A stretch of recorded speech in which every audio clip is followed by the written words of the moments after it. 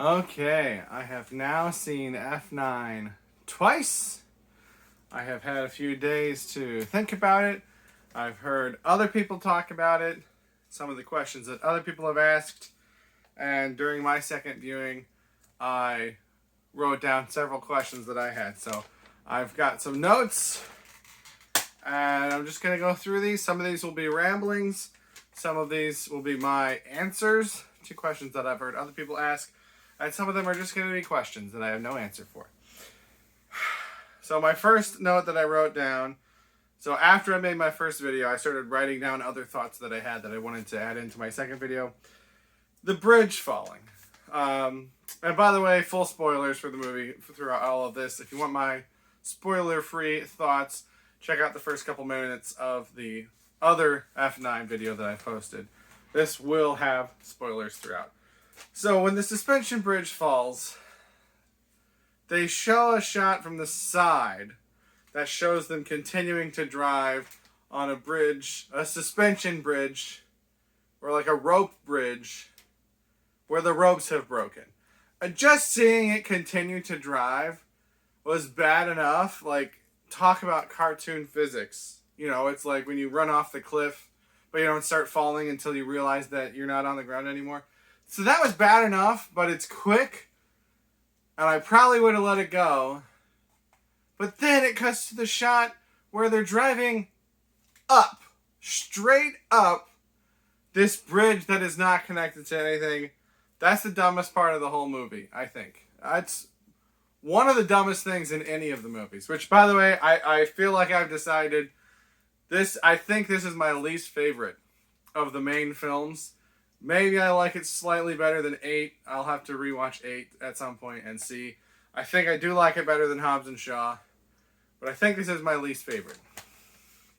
So the bridge falling scene, so stupid. I love, like, the part where you know, Dom locks his wheel in the cable and swings across. I'm all in on that. Okay, that's stupid, but it's cool. It fits with the franchise. I'm in. That I'm good with. Driving straight up what's essentially just a wooden wall. I can't get into that. I'm sorry. I can't go that far. Okay, so I've seen a lot of people talking about the lamp shading that's going on with Roman talking about how they might be invisible. And I tend to agree with most of what I hear, which is just that they're saying that in the movie so that they can be like, yeah, well, we, you know, whatever, and then just move on. I wish it had led to something. Even if he just got hurt, right? Even if he got cut or got a scar or got, like, it would have been hilarious, right? At that last scene at the barbecue, if he's just got the teeniest tiny, so like I got a scar here on my arm. Not sure if that's gonna pop up on camera. And then I've got a teeny tiny scar on this other side. This is from a dog bite. So, like, a big scar here, teeny scar on the other side. It would be hilarious if he just got the teeniest, tiniest little scar. And he was, like, showing it around to everybody, bragging about, yeah, I got that in space! I got that in outer space! That would have been hilarious. That would have been so Tyrese. That would have been hilarious. And it would have been something that meant something, because of all the talk that he had done about the invincibility. But that just goes nowhere. And so it seems like it's just something to shut up critics. It's like, you can't just put that in there and then not do anything with it. And it would have been so good. It would have been so good to have him just bragging and bragging about this teeny tiny little scar. And everyone else would be like, that scratch? He's like, that's not a scratch, that's a scar from outer space. Like, I can hear it, I can see it. But they went nowhere with that. Oh, so frustrating. Then I just put, Letty drives a motorcycle. On another sheet I wrote, why does Letty drive a motorcycle? None of the main characters have driven motorcycles in these movies. I don't think. The only thing that comes to mind is Johnny Tran in the very first one. But, like, they drive cars. Why is she driving a motorcycle? And this, I think this leads to something later on, which I will save until later. My next note. So I've heard a lot of people talking about Jacob only, turned good, only came back to the team after he was betrayed. And if he hadn't have been betrayed, he still would have gone through with the plan and blah, blah, blah, blah, blah. And they're like, well, thank goodness he was betrayed. I think the pitch meeting that Screen Rant did, Ryan George, I think is where I saw this most focused on. And I don't think at the point that he's betrayed, I don't think he's turned yet. I think that starts later when he's saved by Mia, but I think it's really completed when Dom saves him.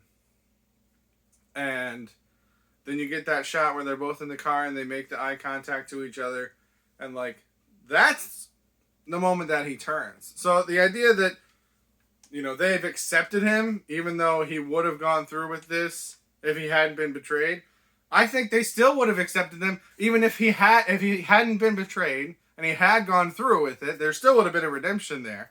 But it's not the fact that he was betrayed that led him back to Dom and to the family.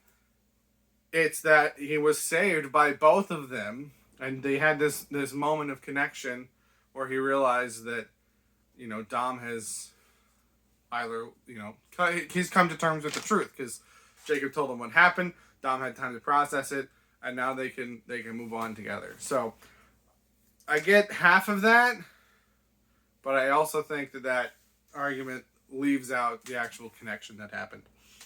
Last thing that I wrote, based on what other people are saying, is I've been hearing this for weeks. Is how does Dom have a secret brother when all he talks about is his family? Maybe this is unique to me. That's not far-fetched to me at all. I would say that I probably have a secret brother. I've got 6 siblings, and I have an older brother that is not really part of our family anymore, and we don't really talk about him that much. So I have friends that I've known for years that probably don't know that I have an older brother. And it's not that I've forgotten about him. It's just that I don't talk about him a whole lot. Another take on this is, people are like, Dom's always talking about family. He's never mentioned this brother. He's never mentioned the brother on screen. That doesn't mean that he's never mentioned him or he never talks about him, right? So when Letty reveals that, Tej and Roman are surprised, and Ramsey, but those characters have never been super close with Dom. Ramsey is new to the franchise, and Tej and Roman were close with Brian, and then they came in later on. But, Letty knew about Jacob. Obviously, Mia knew about Jacob. I'm sure Vince knew about Jacob. So, the fact that we never see him talking on screen to someone like Hobbs about his brother, that would be awkward. If they were all at this family barbecue and he was like, oh, I'm so glad my family's here. Well, not counting my one brother that I don't like to talk about because I think he killed my father. That would be more weird. The fact that he has an older brother that he doesn't talk about and he doesn't consider family. Because to Dom, family is not just about blood, right? It's about the connections and the love for each other. That, to me, is not shocking or I get it. 100% I get it. I don't know why so many people seem to have a problem with that. But like I said, maybe it's because I kind of have a secret brother. So maybe that's unique to me. But it doesn't seem like that big a deal. Just, we've never heard him talk about his mom on screen. We've heard him talk about his dad on screen, but not his mom. Does that mean that if we learn about his mom, people are going to be like, oh yeah, he has a mom? Just because we haven't seen him talk about it on screen doesn't mean it's never been brought up, and doesn't mean that it's impossible. All right, so now to my notes. First note, stop granting actors requests if it doesn't serve the story. So I listened to the EW's podcast on the Fast Saga, and multiple actors in their interviews say something along the lines of, I really wanted to do this thing and they wouldn't let me do this thing, so I kept whining about it until they let me do this thing, and now I get to do this thing. And I think that's one of the biggest problems that this series has, is that they're letting the actors have their characters do things that the actors want to do, even if it doesn't make sense for the story. And the two biggest things, going back to a third thing, in this movie is, one, Queenie driving. Now, I don't have a problem with Queenie driving, but she asks Dom to drive. And Dom's like, oh, I don't do that anymore. He says something, and it's just like, clearly you do. Because you're illegally driving throughout the other parts of this movie. And it was because Helen Mirren wanted to drive. Helen Mirren wanted her character to drive on screen, so they did this stupid thing that doesn't make sense, where Dom's just like, no, I'm not going to drive, so that Helen Mirren's character can drive. If you want Helen Mirren's character to drive, have her drive on her own. But it doesn't make sense when she's running from the cops. She asks Dom to drive for her, and he's just like, nah. Like, he came to her for help, but he's not going to do this thing that he's really good at that she asked him to do. And it doesn't make sense. One of the other things is Mia's fighting skills. I don't think we've ever seen Mia fight before. Maybe a little bit in, I'm thinking 7, or no, 5. Maybe a little bit in 5 when they're in Brazil, in the favelas, they're like running around. I don't think we see her fight anyone though. And I don't have a problem with Mia being able to fight. The Tokyo fight in the kitchen, I think, works really well. She's using a lot of tools. She's using frying pans, and there's that funny moment with the spoon, and like, that makes sense for her character because she worked in a kitchen, and she's been around kitchens. That's not a remark against females. Just that works towards her experience that we've seen as her character. Right? She's in her family home a lot, which has a kitchen. She makes food, and she works in a restaurant serving food. So, like, it makes sense that she would be resourceful in a kitchen, and she would know what kind of things that would work. But then later on, she's in that heavily armored vehicle, and she just beats the crap out of this, special services guy. And I have a harder time buying that. Just beating someone who's a trained fighter in a straight-up fight. And I think a lot of that came from Jordana. Jordana Brewster wanted to do more fighting and wanted to do more stunts.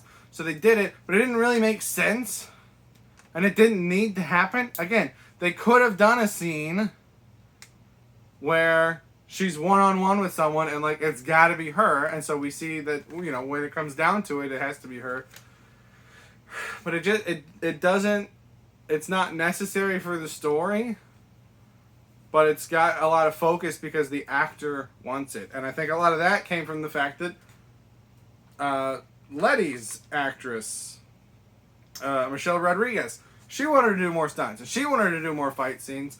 And it's more believable for her because she's out in the streets and in the crimes and in that scene more.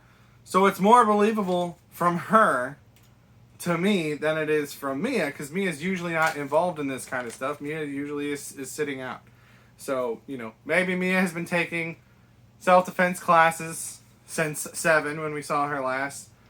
But, she could throw in a line then, right? In that Tokyo fight, when she's beating up that guy, have Letty give her a look, and just been like, what? I take self-defense classes, and then it makes sense, right? Then it's justified. Maybe I'm whining about that particular thing too much, but I think this greater concept of an actor wants their character to do something, so they put it in, even though it doesn't need to happen, even though it doesn't make any sense. And I think Letty driving the motorcycle is probably another example of that. Now, I haven't heard Michelle Rodriguez say that she wanted to drive a motorcycle, but it's just like, why would she be driving a motorcycle? That makes no sense. They know that they're likely to come under fire, right? So why would you not want a car, right? Which, you know, in these movies are basically bulletproof. Obviously, that's not realistic, but in these movies, that's how they work. Why would you want to be on a motorcycle? And then that opening scene where they're going to nobody's plane, she's just like, I'll take point. Why? Again, I don't have a problem with Letty taking points, but to call attention to it without cause, it's just odd. And I think the more they keep doing this kind of stuff, the weirder it's going to get and the worse it's going to get. Again, I don't have a problem with any of these things happening, but make it part of the story. Why does Letty have to take point? Why is she on a motorcycle? Is it because there's some kind of, you know, defenses that are going to be triggered by vehicles, and so having a motorcycle go first is going to find those? Say something like that, right? Have Mia not just happen to be the guy. Say that she's been taking self-defense classes. Say that she's been more, worried about her kids and this life that they're trying to have. Make it part of the character, not just, oh, the actor wants to do something, so we're going to throw it in. Okay. I spent a lot of time on that one. Next, I wrote Dom rides shotgun with Queenie and Ramsey. So I already mentioned, Queenie asks him to drive. He turns it down. But then he gets into the truck with Ramsey, which my sister pointed out. I saw with my brother and sister today. My sister pointed out, Tej and Roman are there too. And at that point, when they've stopped and Dom gets in the car, they've got Dom, Tej, and Roman all could take over driving. But instead, Ramsey, the one that doesn't know how to drive, they're just like, no, just keep driving. And it makes no sense. And again, my theory is that Natalie Emanuel wanted to do some driving, so they let her drive. And like, they could have done the stuff up to that, because Dom, at first, she's like, I can't drive. And Dom has a line where he's like, it's you or nobody. That's fine. That makes sense, right? That's part of the story. But then when you got 3 other people who are just miles past better drivers than her, and then you just have her keep driving, it makes no sense. Little things like that throughout the whole movie, for me, diminish the enjoyment value, because I'm just questioning it rather than enjoying it. I'm just like, why? What did I write next? Roman's accent. This is a positive. I love when Roman did his little English accent, and then he's talking to Ramsey, and he's like, I think your accent makes you sound smarter than you actually are. I thought that was funny. I wish they had done more with that. I would have liked to see him like trying out other accents to like see how he thought he sounded. Some French accent, some German accent when he wants to sound tough, French when he wants to sound romantic, maybe some Australian accent. Like, play up the funnier things with Roman. I liked the little bickering that Tej and Ramsey have about tracking chips versus biometrics. I know that some people have said that, why do we have 2 hackers, right? You just need one of them. And I know that Justin Lin in particular tries to give them different things to do. So I thought that was a very small but clever way to show that they're not the same character. They have differences, and having both of them on the team has benefits. So I liked that.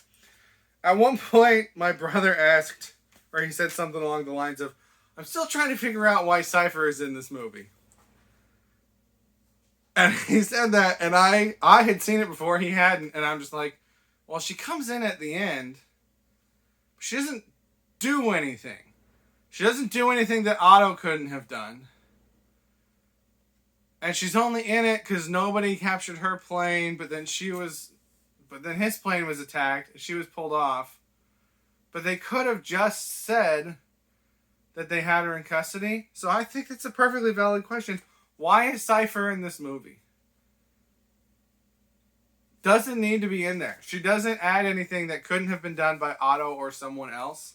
I've heard some people say that they were disappointed that Otto's father, the dictator, was never revealed. Like, they felt like he was being teased. I didn't feel like he was being teased, but you could have had him come in at the end and, say something to Otto that's going to make Otto let Jacob go, essentially, and it would have had the same effect. There's nothing specifically Cypher focused that needs to be in this movie. They say at the beginning when they're trying to get Dom on board, they're like, Dom, this is Cypher, right? As if that's supposed to motivate him. And if that had been it, then it's like, okay, well, that's why Cypher's in this movie. But that didn't faze him. He said, he said something along the lines of, he's moved on or whatever. And then he ends up coming back, but not because of Cypher. So, Cypher is unnecessary in this movie. And then the next thing I wrote down was, why is Han in this movie? Now, I love Han. Glad he's alive. But they reveal that he's alive. And the only purpose he serves is that he happens to have found L, who happens to be the key. But A, the key could have been anything else. It didn't have to be a person. And B, even if it was a person, anybody else could have found her. And the fact that it's Han is just an excuse to put Han in this movie, but there's nothing specific to Han that requires him to be in this movie. And I like Han, so I wish he had more to do. He doesn't really have much to do. The only stuff that he does later on is with Mia. And then it's like, well, if Han hadn't been there, it would have been more justified that Mia had to step up and do more of that fighting because Han wasn't there. But with Han there, it's odd. Although we've seen that Han's not a great fighter in other movies. But I don't know. I wish Han had more to do. I wish he had more of a purpose than just he knows this other person who's important. Okay, then I haven't put too much thought into this, like most things that I do. But I wrote L is 11 I wrote around 2016. I'm trying to remember when Tokyo Drift is supposed to take place. I think it's somewhere between 2014 and 2016. And this movie was supposed to come out in 2020. So she's somewhere between 16 and 18. And I don't know how old that character is supposed to be now. And I don't know if it fits with the timeline. But I don't care enough to go any further than that. Just a thought. When they're flashing back to when Han found her and her parents were killed, adult L is giving this voiceover narration to the characters while we are seeing a flashback with young Nell. And adult L says, at first I didn't see it. By the time I looked out the window, Mom and Dad were gone. But in the flashback, the kid watches the explosion that kills her parents. So this is just another little thing that on its own wouldn't detract from the movie, but all these little things added up that I see, I'm just like, did the people that filmed the flashback not read the dialogue? Because we literally see her watching it as she says, at first I didn't see it. And it's just, what we're hearing and what we're seeing are completely contradictory, and it just makes me laugh more than anything else. Oh, okay, then I wrote down a quote by Han. Han says, Mr. Nobody had a way of making things look real. And then in the flashback, Han says, pretty good magic trick. And Mr. Nobody says, I've done better. What did Nobody do? As far as I can tell in this movie, all that happened is that Deckard Shaw still hit Han, the car still flipped, and Han just pretended to be more hurt than he was, quickly got out after Shaw walked away, and got to safety before the explosion happened. What did Mr. Nobody have to do with any of that? How did Mr. Nobody make that look real? And how is that a good magic trick for Mr. Nobody? I feel like there's something missing. I mentioned this in my other video that they could have said that they reinforced Han's car or something.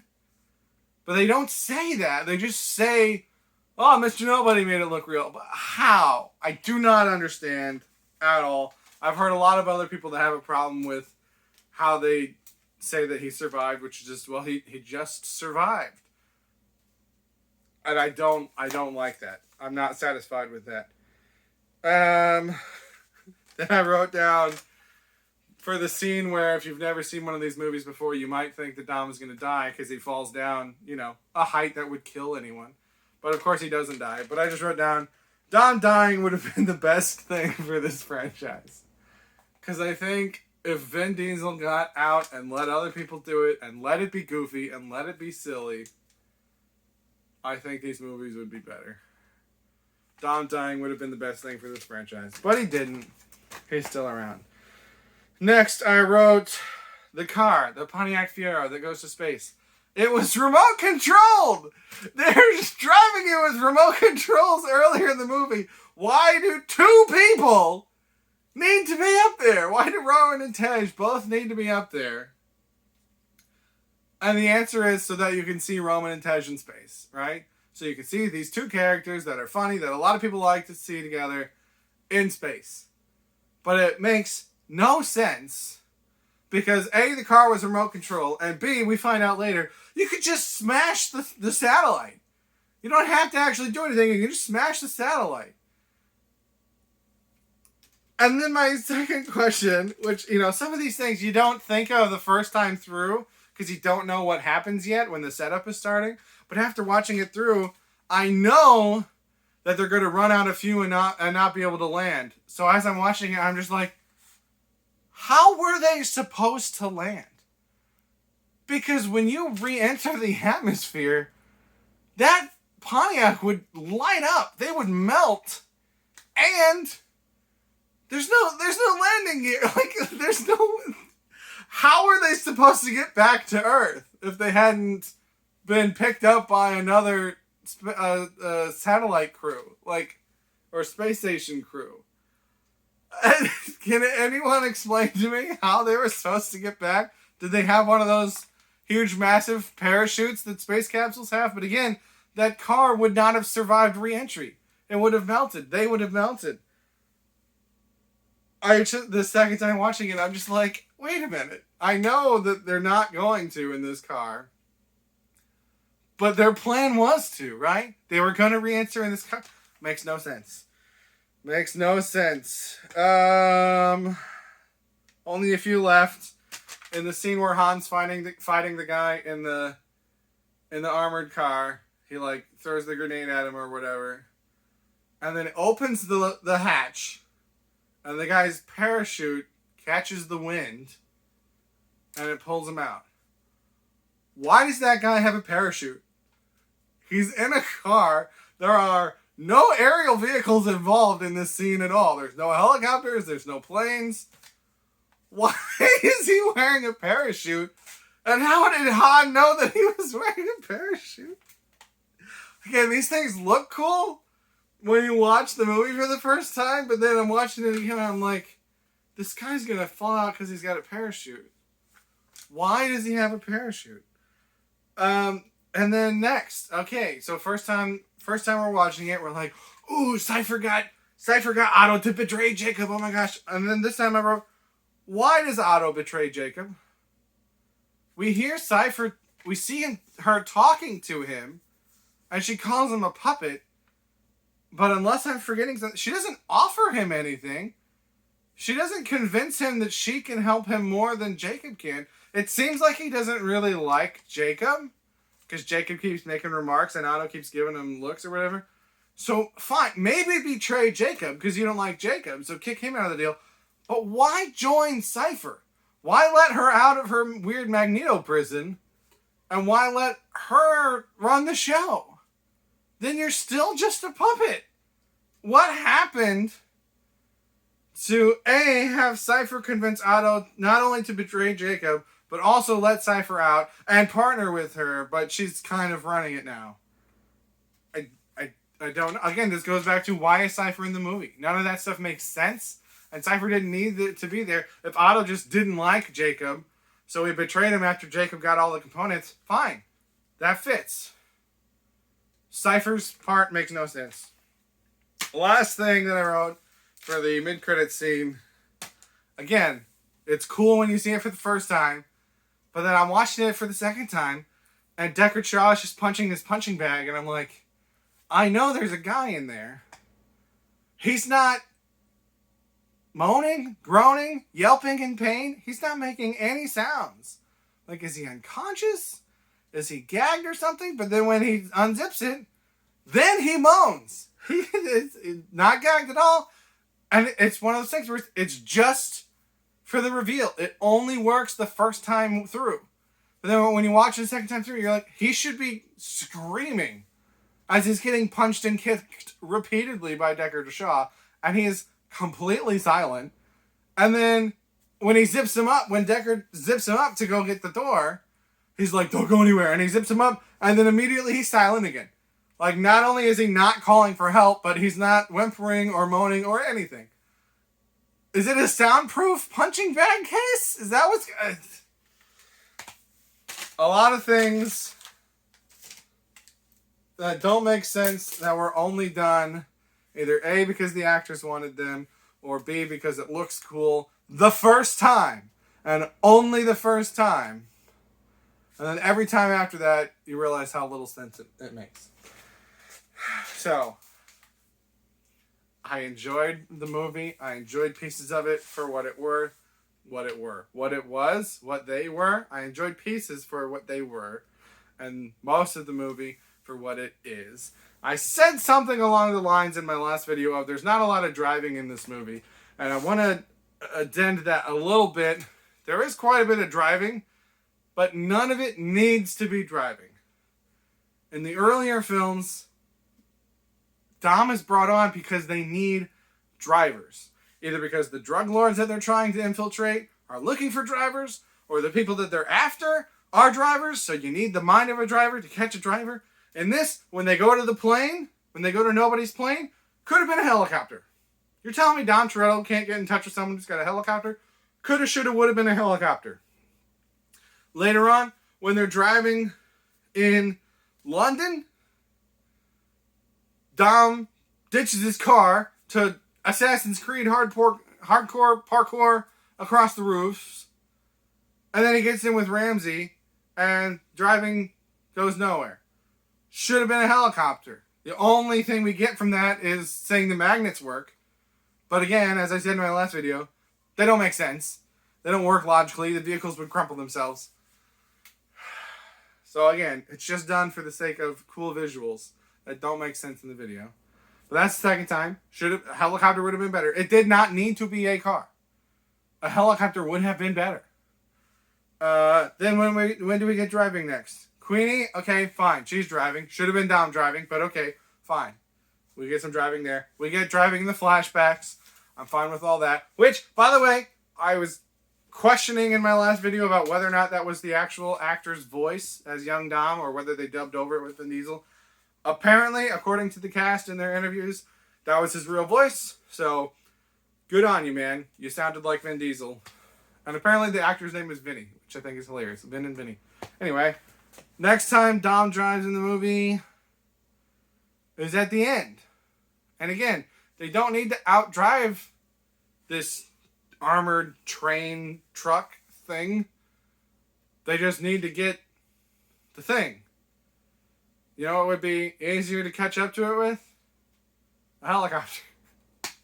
So, I don't know. This should have been the helicopter movie, I guess. None of the driving is necessary. None of it makes sense. Dom doesn't do enough of it.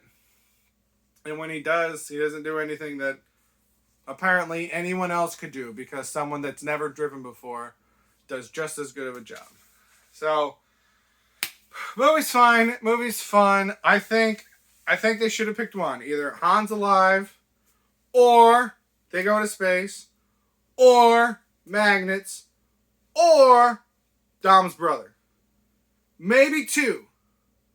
Right? Because like 8, you had Dom has gone rogue and a big submarine. Right? So like, you can get away with 2 things.